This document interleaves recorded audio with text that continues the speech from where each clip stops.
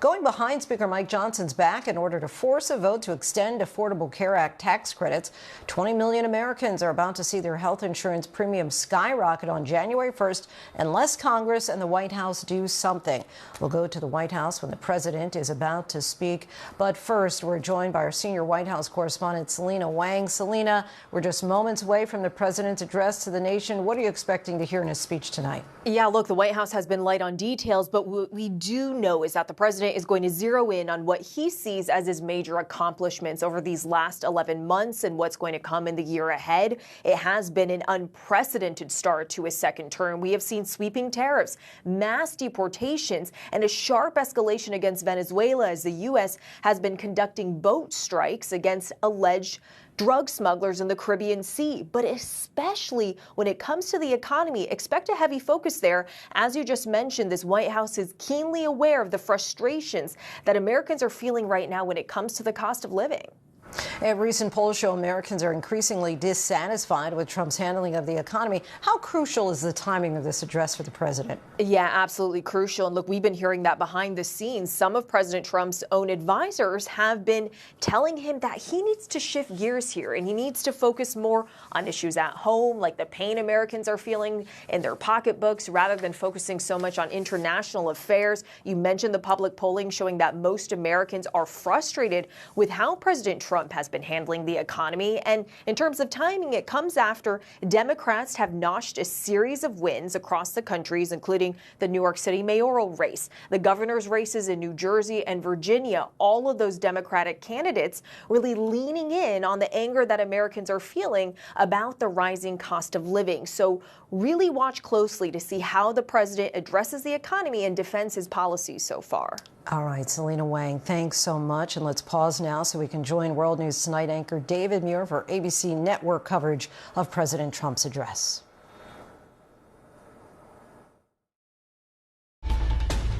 This is an ABC News special, Presidential Address to the Nation. Reporting now, David Muir. Good evening again, everyone. We are just moments away from President Trump's address to the nation. The president will be speaking from the diplomatic room of the White House. The president aware of his struggling poll numbers, particularly on the economy. He will look to make the case tonight that his policies are working amid growing concerns when it comes to affordability, grocery prices, health insurance premiums, and American jobs. We are told President Trump will be talking about his accomplishments since taking office and what's to come in the new year. President Trump's tariffs and affordability dominating the first year of his second term. The nation's unemployment just this week ticking up to 4.6%. That's the highest level in 4 years. Tonight, a new Quinnipiac poll out this evening showing 65% of voters rate the state of the economy as poor or not so good. 50% say his policies are making things worse. He campaigned on the promise to bring down prices on day one and acknowledged after winning the presidential election that he won in large part because of his promises on prices. But the cost of many items remains stubbornly high. Tonight, 64% of voters say the cost of living is a very serious problem.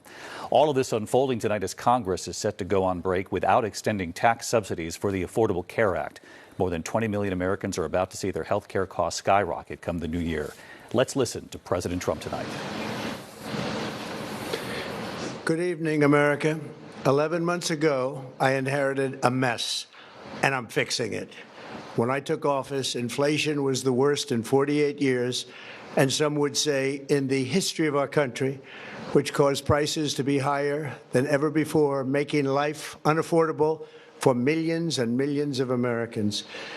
This happened during a Democrat administration, and it's when we first began hearing the word affordability. Our border was open, and because of this, our country was being invaded by an army of 25 million people, many who came from prisons and jails, mental institutions, and insane asylums. They were drug dealers, gang members, and even 11,888 murderers, more than 50% of whom killed more than one person. This is what the Biden administration allowed to happen to our country, and it can never be allowed to happen again.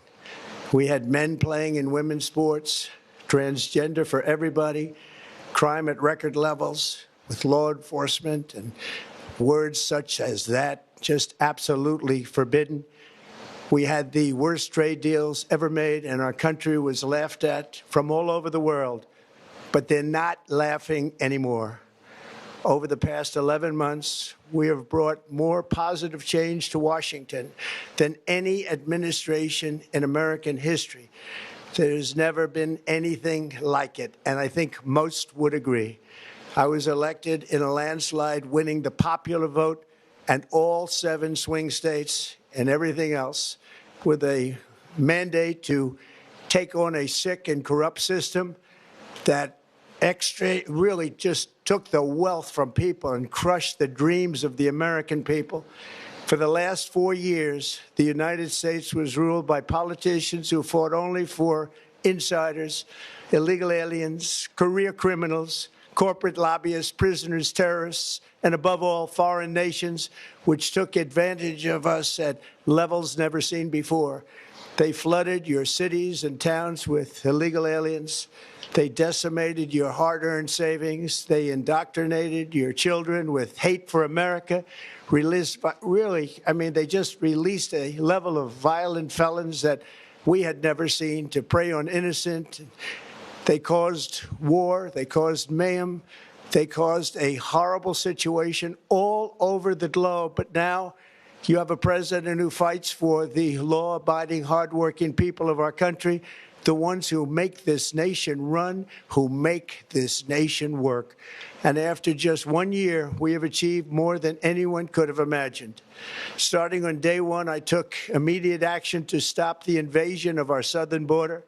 For the past 7 months, 0 illegal aliens have been allowed into our country, a feat which everyone said was absolutely impossible. Do you remember when Joe Biden said that he needed Congress to pass legislation to help close the border? He was always blaming Congress and everyone else. As it turned out, we didn't need legislation. We just needed a new president. We inherited the worst border anywhere in the world, and we quickly turned it into the strongest border in the history of our country. In other words, in a few short months, we went from worst to best. We're deporting criminals, restoring safety to our most dangerous cities. Just take a look at Washington, D.C. It's at levels of safety that we've never seen before. And they decimated the bloodthirsty foreign drug cartels. We did that all by ourselves with our people, and we're so proud of it because they were poisoning and destroying our population.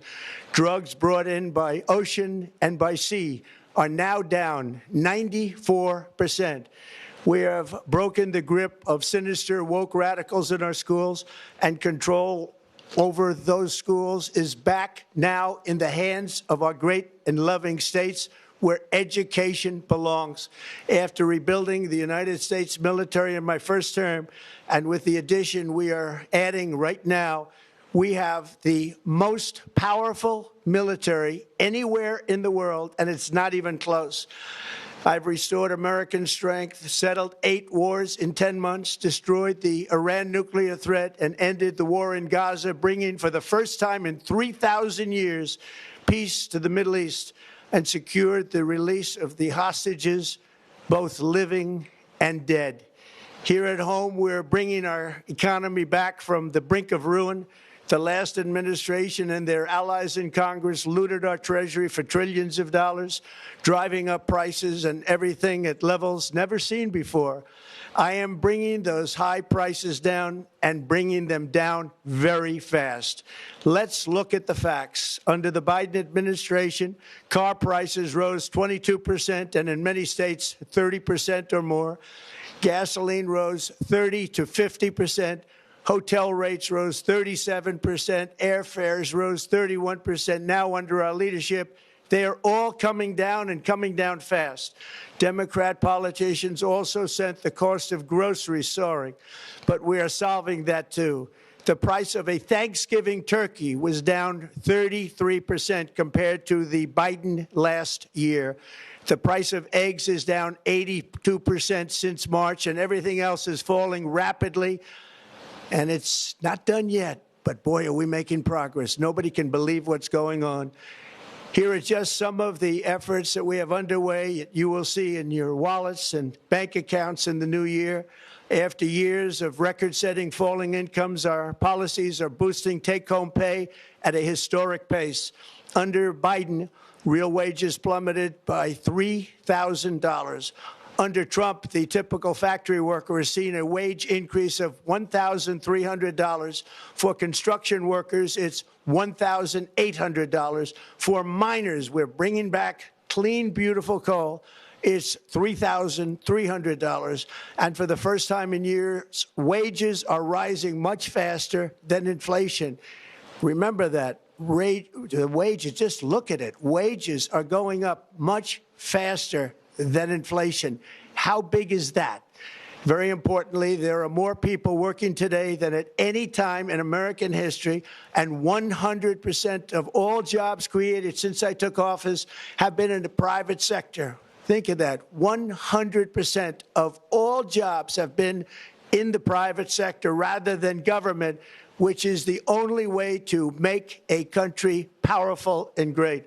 This historic trend will continue. Already, I've secured a record-breaking $18 trillion of investment into the United States, which means jobs, wage increases, growth, factory openings, and far greater national security. Much of this success has been accomplished by tariffs. My favorite word, tariffs, which for many decades have been used successfully by other countries against us, but not anymore. Companies know that if they build in America, there are no tariffs, and that's why they're coming home to the USA in record numbers. They're building factories and plants at levels we haven't seen, AI, automobiles. We're doing what nobody thought was even possible, not even remotely possible. There has never, frankly, been anything like it. 1 year ago, our country was dead. We were absolutely dead. Our country was ready to fail, totally failed. Now, we're the hottest country anywhere in the world, and that's said by every single leader that I've spoken to over the last 5 months. Next year, you will also see the results of the largest tax cuts in American history that were really accomplished through our great, big, beautiful bill, perhaps the most sweeping legislation ever passed in Congress. We wrapped 12 different bills up into one beautiful bill. That includes no tax on tips, no tax on overtime, and no tax on Social Security for our great seniors. Under these cuts, many families will be saving between $11,000 and $20,000 a year, and next spring is projected to be the largest tax refund season of all time. Because of tariffs, along with the just passed One Big Beautiful Bill, tonight I am also proud to announce that more than 1,450,000, think of this, 1,450,000 military service members will receive a special, we call Warrior Dividend before Christmas, a Warrior Dividend. In honor of our nation's founding in 1776, we are sending every soldier $1,776. Think of that. And the checks are already on the way. Nobody understood that one until about 30 minutes ago. We made a lot more money than anybody thought because of tariffs, and the bill helped us along. Nobody deserves it more than our military, and I say congratulations to everybody. And by the way, we now have record enlistment in our military, and last year we had among the worst recruitment numbers in our military's history. What a difference a year makes. In addition, I'm doing what no politician of either party has ever done, standing up to the special interests to dramatically reduce the price of prescription drugs. I negotiated directly with the drug companies and foreign nations, which were taking advantage of our country for many decades, to slash prices on drugs and pharmaceuticals by as much as 400, 500, and even 600%. In other words, your drug costs will be plummeting downward. And I used the threat of tariffs to get foreign countries who would never have done it to pay the cost of this giant dollar reduction. They stopped ripping us off, and it began as of 4 days ago. There has never been anything like this in the history of our country. Drugs have only gone up, but now they'll be going down by numbers never conceived possible. It's called Most Favored Nation, and no president has ever had the courage or ability to get this done until now. The first of these unprecedented price reductions will be available starting in January through a new website, TrumpRx.gov. And these big price cuts will greatly reduce the cost of health care. I'm also taking on the gigantic health insurance companies that have gotten rich on billions of dollars of money that should go directly to the people. The money should go to the people. That's you. So they can buy their own health insurance, which will give far better benefits at much lower costs. It will be far better health insurance. The current Unaffordable Care Act was created to make insurance companies rich. It was bad health care at much too high a cost. And you see that now in the steep increase in premiums being demanded by the Democrats, and they are demanding those increases, and it's their fault. It is not the Republicans' fault. It's the Democrats' fault. It's the Unaffordable Care Act, and everybody knew it. Again, I want the money to go directly to the people so you can buy your own health care. You'll get much better health care at a much lower price. The only losers will be insurance companies that have gotten rich and the Democrat Party, which is totally controlled by those same insurance companies. They will not be happy, but that's okay with me because you, the people, are finally going to be getting great health care at a lower cost. Another major focus is the cost of energy. For years, the radical left Democrats exploited the green energy scam as an excuse to funnel many billions of dollars into their own massive slush funds as their energy restrictions drastically drove up prices, and they drove them up at record levels. Electricity costs surged 30 to 100% under Biden, and the typical family lost $5,000 to $10,000 in higher energy costs. Think of that, $5,000 to $10,000 you lost. On day one, I declared a national energy emergency. Gasoline is now under $2.50 a gallon in much of the country. In some states, it, by the way, just hit $1.99 a gallon. And within the next 12 months, we will have opened 1,600 new electrical generating plants, a record, and it's a record that won't be beaten by practically, I would say, by anybody, or certainly not very soon. Prices on electricity and everything else will fall dramatically. The Democrat inflation disaster, again, the worst in the history of our country, also robbed millions of Americans of home ownership and indeed the American dream. The yearly cost of a typical new mortgage increased by $15,000 under Democrat rule. In 11 months, we've already gotten that annual cost down by $3,000, and it's coming down a lot lower. Wait till you see. The numbers are going to be shocking. And I'll soon announce our next chairman of the Federal Reserve, someone who believes in lower interest rates by a lot, and mortgage payments will be coming down even further. Early the new year, and you will see this, in the new year, I will announce some of the most aggressive housing reform plans in American history. A major factor in driving up housing costs was the colossal border invasion. We have never been invaded. This is the worst thing that, frankly, in my opinion, the worst thing that the Biden administration did to our country is the invasion at the border. The last administration and their allies in Congress brought in millions and millions of migrants and gave them taxpayer-funded housing while your rent and housing costs skyrocketed. Over 60% of growth in the rental market came from foreign migrants. At the same time, illegal aliens stole American jobs and flooded emergency rooms, getting free health care and education paid for by you, the American taxpayer. They also increased the cost of law enforcement by numbers so high that they are not even to be mentioned. For the first time in 50 years, we are now seeing reverse migration as migrants go back home, leaving more housing and more jobs for Americans. In the year before my election, all net creation of jobs was going to foreign migrants. Since I took office, 100% of all net job creation has gone to American-born citizens, 100%. In the end, government either serves the productive, patriotic, hardworking American citizen, or it serves those who break the laws, cheat the system, and seek power and profit at the expense of our nation. Look at Minnesota, where Somalians have taken over the economics of the state and have stolen billions and billions of dollars from Minnesota and indeed from the United States of America. And we're going to put an end to it.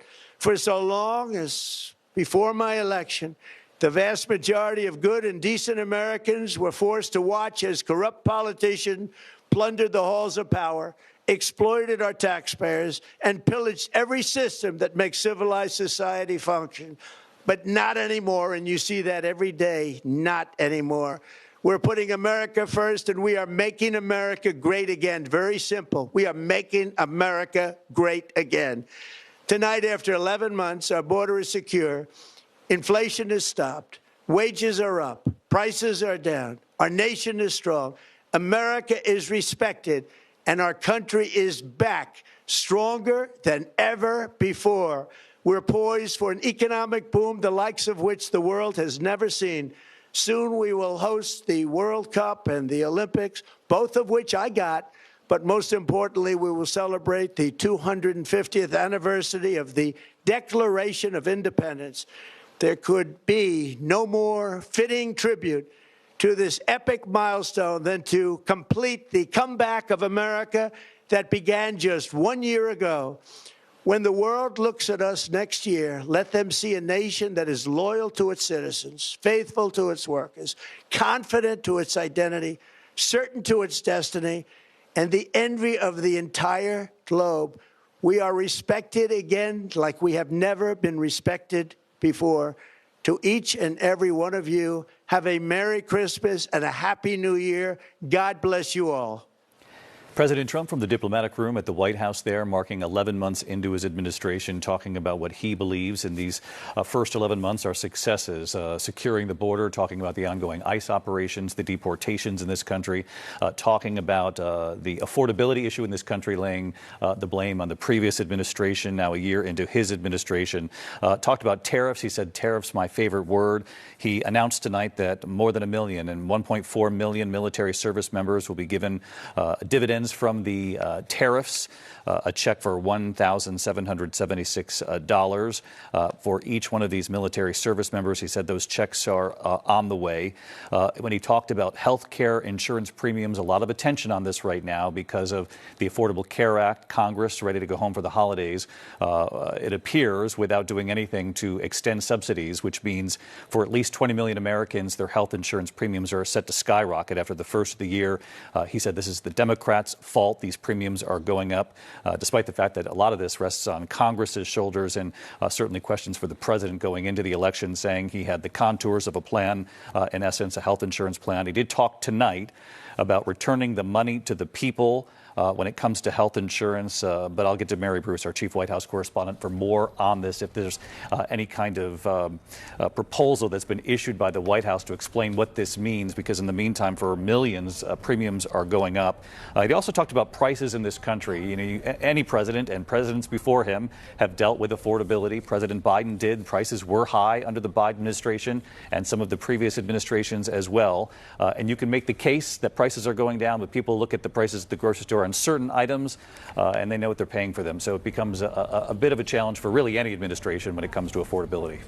It certainly does, David, and the president just there said that prices are coming down and fast, but the latest government data actually shows that consumer prices are up 3% compared to a year ago, and that trend isn't going in the right direction. That same data showing that prices have been ticking up for the past 5 months. Now, the president is right. Gas prices are down, but Americans are paying more for groceries. They are feeling that when they go to the grocery store. According to the Bureau of Labor Statistics, the prices of groceries is up from a year ago, including on products impacted by Trump tariffs. Coffee up 41%, sirloin steak up 20%, frozen orange juice up 12%. Utilities also up, the cost of housing. The typical household, David, is now spending $208 extra per month compared to the same time last year because of inflation. That's according to Moody's Analytics. And look, the president is trying to paint a rosy picture here. He is pitching the fact that his policies are working, but he also knows that Americans simply are not feeling feeling that. And that is the huge challenge for this administration and Republicans heading into the midterms, David. Making the case, of course, stay the course. He believes his policies are working, and you heard him talk about the year ahead, talking about what's coming to America when it comes to the Olympics and other events that he says he helped bring to America, and said an economic boom is on the way. Part of his message heading into the holiday here and the new year. Our chief White House correspondent, Mary Bruce, on the president tonight. Mary, thanks so much. We'll have much more tomorrow on Good Morning America. And of course, I'll see you tomorrow evening for World News Tonight. From all of us here at ABC News, thank you for watching. We return you now to regular programming. Good night. This has been an ABC News special. Our thanks to David, and good evening, everyone. I'm Linsey Davis. Thanks so much for streaming with us. We begin with the president's end-of-year address to the country tonight. The president ended up speaking from the White House's diplomatic room, bringing with him a long list of grievances, claiming to have inherited a, quote, mess and a country that was dead under President Joe Biden. He added that some would say inflation and crime levels in America under President Biden were at its highest levels ever, though we do know statistics suggest otherwise. The president went on to extol the new direction he's putting the country in, saying that he will soon provide health care at a much lower cost than available through the Affordable Care Act, and that a new website, TrumpRx.gov, will allow Americans to pay less for their medications.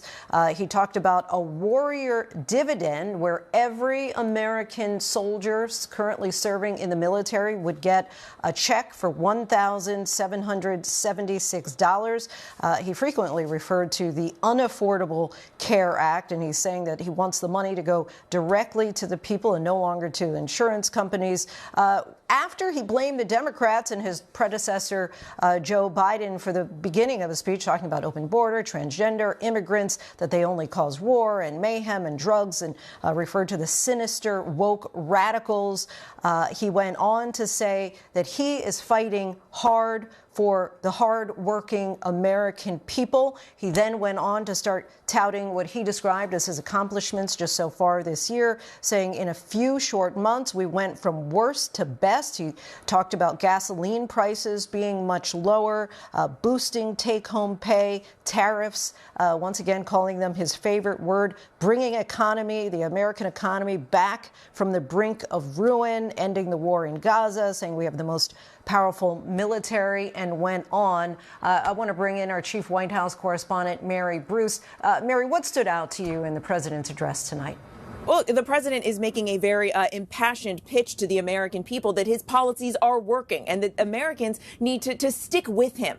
He obviously went heavy on the economy because he knows that while he's painting this rosy economic picture, that so many Americans simply aren't feeling that. He is well aware that he promised on day one that he was going to bring down prices, and he certainly knows what the polls are showing. As we've been talking about this evening, a new Quinnipiac poll showing 65% of voters say the state of the economy is poor or not so good. 50% saying Trump's policies are making things worse and hurting the economy. So the president there making his case. And while he insisted that he is bringing down prices and fast, we should be clear that the latest government data actually shows consumer prices are up 3% compared to 1 year ago. And people are feeling that at the grocery store. The president, I don't think, would come out and give a speech like this in the tone that we just heard from him if he didn't know that the issue of affordability and the cost of living present a huge challenge to his administration and to Republicans, especially as we head into the midterms. And you heard the president there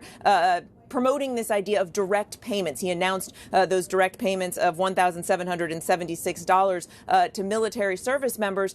He is hoping that a check in hand will essentially sway people who may not be feeling any kind of economic boon from this administration. The question, of course, is that going to be enough? And certainly it won't impact every American who is facing real economic challenges in their life right now. And of course, as we're talking about the cost of living, a huge issue for Americans. Many know how much they're spending at the grocery store, but he was talking about how turkey was significantly lower than when President Joe Biden was in office. Do you think that the president was able to put any of those concerns of Americans at ease tonight? Look, I think it's a huge challenge. It is very hard to tell people that the numbers, to trust the numbers over what they are feeling in their own bank accounts and their own wallets. Look, we all see it when we go to the grocery store. I think it is something that so many Americans are really struggling with right now. And while he can come out armed with charts and numbers and figures, and, you know, he certainly seems to be cherry picking some of these figures here, it doesn't matter if you come out and essentially say to the American people, you know, happy days are here again, if they don't feel it. And I think it's interesting, the tone, because there wasn't a lot of sort of empathy there, saying to Americans, look, I get it, this is tough, but we're going to get out of this together. That wasn't the tone. He was essentially trying to convince people that these policies are working and you know, that they need to stick with it. I did think it was telling that the president at one point said they are not done yet. And obviously, he's not even a full year into this term. There is a lot of work still to be done. And the president is trying to remind people, you know, stay the course. This will ultimately benefit you. The question is, how much time will voters give him? And just lastly, Mary, how common is this for a president to give an address at the end of the year to the American people? It's certainly not uncommon for the president to come out and one way or another give some kind of year-end address. It used to traditionally be more of a big year-end sort of formal press conference. This president, as he often does, going a different route, giving a solo prime-time address like this. But again, it is a venue and a scale of a production that usually is reserved for serious announcements, which goes to underscore the fact that the president knows that he faces some challenges here, and he's trying to right that course. All right, Mary Bruce from the White House. Thanks so much, Mary. And now let's bring in ABC senior White House correspondent Selena Wang. Selena, what were your major takeaways from the president's address tonight?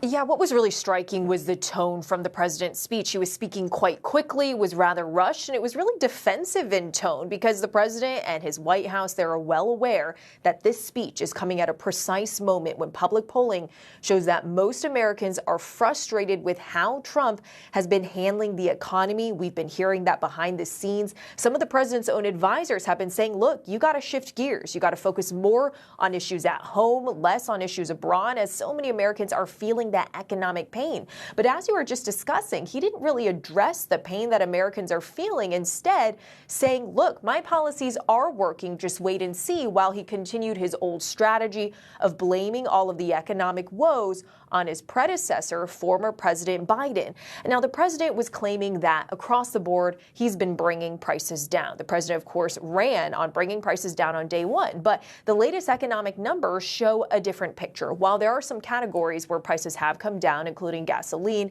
and egg prices, the latest consumer data shows that consumer price index shows that inflation is up 3% from a year earlier. Coffee prices have spiked 18.9%. Bananas are up 6.9%, beef prices up 14.7% in the past year. And in some other critical categories, electricity prices are up 5.1%, rent is up 3.4%. So a lot of Americans, they see their bills every day at the grocery store, they see their monthly bills, they know those prices are going up. But the president trying to tell the American people, just wait and see, also floating some of those cash dividends. And so obviously we knew that affordability was going to be a large part of this discussion tonight. Healthcare was also a bit of that conversation as well.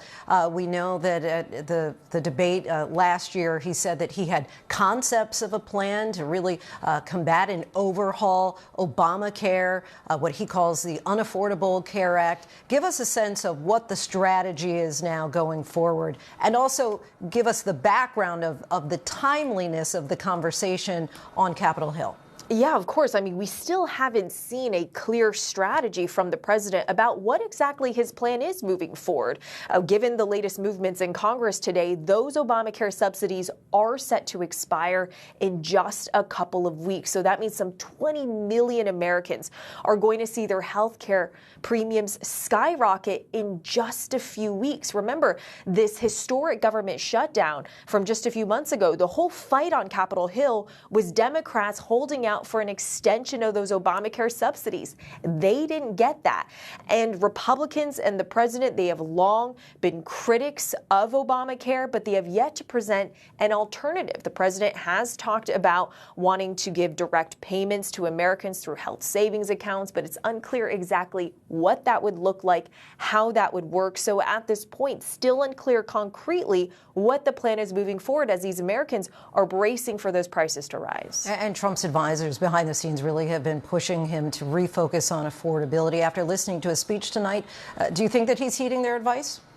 I mean, look, the speech very much was focused on domestic issues. That was the majority of his speech, was on affordability and was on the economy. Now, where I think there might be some disagreement among his advisors and among Republicans is how much to tout your policies versus empathizing with Americans, recognizing that, yes, I understand you guys are going through tough times, but this is why things are working X, Y, Z. You also heard the president touting his tariff policy, saying again that it's his favorite word. But his sweeping tariffs have caused a lot of challenges for small businesses, for large businesses, for consumers as well. Remember, it was just a few weeks ago when the president actually rolled back some of his tariffs on food items in an attempt to address rising costs at the grocery store. Also, Republicans and this administration, this speech coming just recently after a string of Democratic wins in elections across the country, including New Jersey, Virginia, New York City. Those Democratic candidates really effectively capitalize on this anger and frustration that a lot of Americans are feeling over the rising cost of living.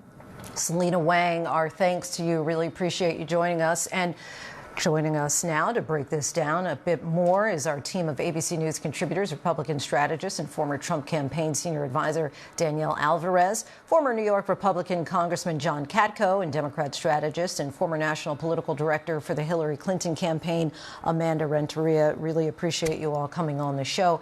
Would like to just start with you, Danielle. Give us a sense of your thoughts on what you just heard in the president's address tonight.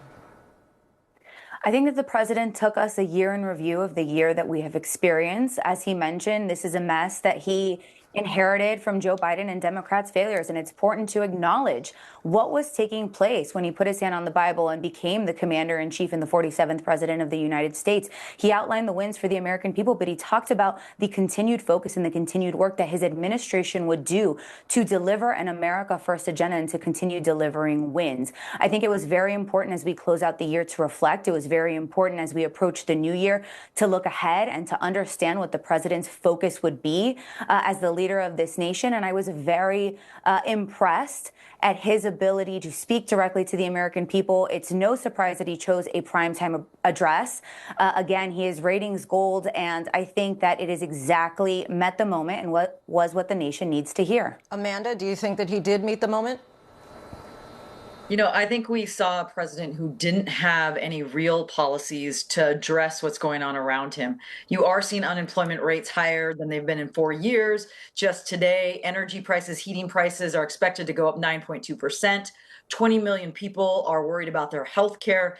And what you saw of him tonight felt very different, a very speedy, not confident president that usually is able to tout out some policies, but really we did not see that tonight. And you have millions of people, millions of Americans right now worried about what's going to happen now that the healthcare bill failed.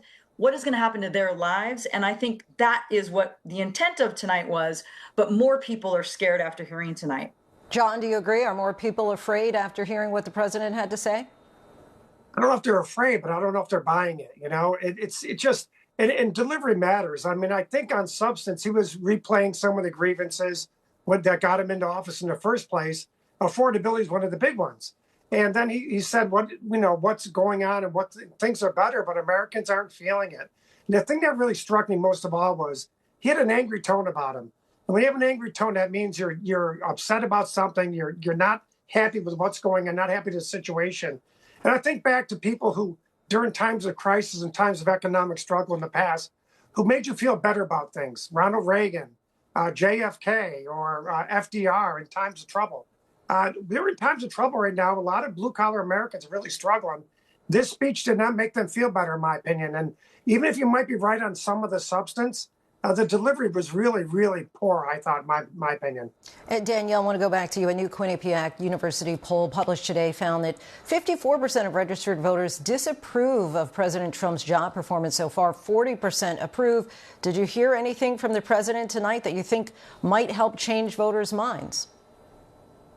Well, first of all, I would point out that this time in 2017, the president is currently a net 6 points better than he was at this time in 2017. And I think he hit the core things that he has tackled this year. Again, securing the border. It was a campaign promise that the president has delivered on. We know that inflation hit record highs under Joe Biden at 9%.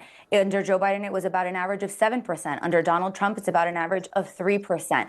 We know he's unleashed American energy. We know that he has brought investments in manufacturing and jobs to this country as a result of his tariff policies. So again, I think that he has delivered on policies in his first year in office. He's going to keep delivering, and he remains laser focused on the American people and the job at hand.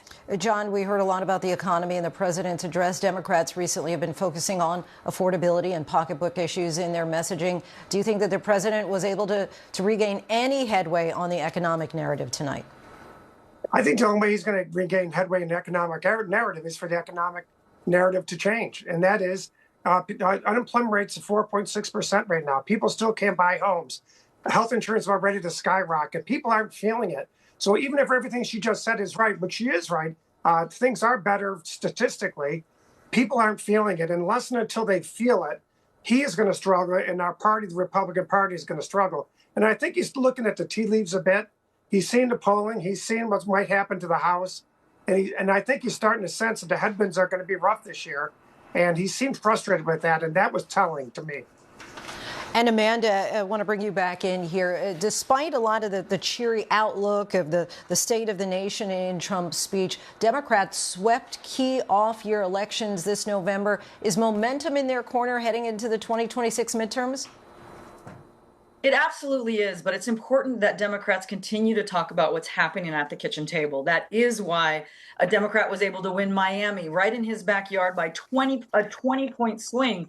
But the truth is, Democrats have got to continue to talk about these healthcare premiums, talk about what's happening at the kitchen table. That is what people need to hear. And frankly, right now, as we're going into the holiday season, it's more important than ever to really understand what folks are feeling when they think about the year ahead. Healthcare prices, grocery prices, heating prices.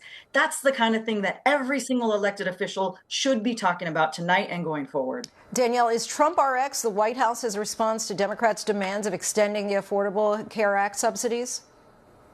What the president doesn't want is subsidies paid directly to insurance companies. He's laid out a plan. He has laid out a vision, to make sure that there is transparency in the healthcare system, to make sure that dollars are being returned to the American people and that subsidies are not being paid to insurance companies. Obamacare is a failure. It doesn't work. There were two plans proposed by the House this week, one that would be a patchwork framework to address Obamacare and one that would be to overhaul it. We'll see what happens moving forward. There's a bill that has passed the House. It will now be presented to the Senate. But the president's vision has been clear. We need to lower costs. We need transparency. And through the power of executive orders, he has done favored nation drug pricing to make sure to lower the cost of drug pricing so that our citizens can be more competitive to the pricing that has been provided to the rest of the globe. Danielle, I want to just go back because initially you started to say that he laid out a plan and then you changed that to he laid out a vision. Republicans have said for more than a decade that Obamacare is problematic. Why do you think it is so difficult to come up with an actual plan? Well, Obamacare has been the law of the land, and again, it has been an absolute failure. And so what Republicans have done in Congress is, again, present two bills, one that is a patchwork to try to put the pieces together for the failures of Obamacare, and one that overhauls it overall. And now we have to see what the Senate is going to do with the bill passed by the House. But again, as I stated, the president has laid out a vision. He wants to lower drug prices. He does not want subsidies paid directly to insurance companies. He wants to make sure that the money goes to taxpayers and directly to the American people, not to the insurance companies. Danielle, John, Amanda, we thank you all so much for your time. Really appreciate you joining us. And let's bring back in ABC senior White House correspondent Selena Wang. Selena, final thoughts here before we move on to other news tonight. Yeah, well, Lindsay, look, the tone tonight from the president was rushed. It was defensive. Normally, when a president calls for network primetime airtime, it's to make a major announcement. We didn't hear any breaking news from the president tonight, but instead he was touting the successes of his policies, trying to convince Americans that they're working at a time, as we've been discussing, when public polling shows that most Americans are frustrated with how the president has handled the economy. But instead of acknowledging the pain that many Americans are feeling, the president claimed that he has been bringing down prices across the board. But the latest consumer price index data shows a different story, showing that inflation has actually been ticking up, with some key categories around groceries, rent, and utilities are actually rising. But the president did preview that next year he's going to be making some major announcements when it comes to housing. This administration keenly aware that affordability is front and center for Americans right now. Selena Wang, we thank you so much for staying up late with us. Coming up, who will be the new owner of Warner Brothers? Their board weighed in today with a unanimous decision on how shareholders should decide between two competing offers. And the movie Song Sung Blue comes out Christmas Day and stars Hugh Jackman and Kate Hudson. They're here to explain how a film about a real-life Neil Diamond impersonating duo went from documentary to Hollywood feature. Stay with us. Do not get weird about the muscles. These muscles can't hurt you. These muscles are decorative. I am an immigrant. I am. Are there any other immigrants here? Okay, what you can't do is point at someone else. Night thoughts are like day thoughts, except they hate you. This one's really keeping me up at night. White people, there's more.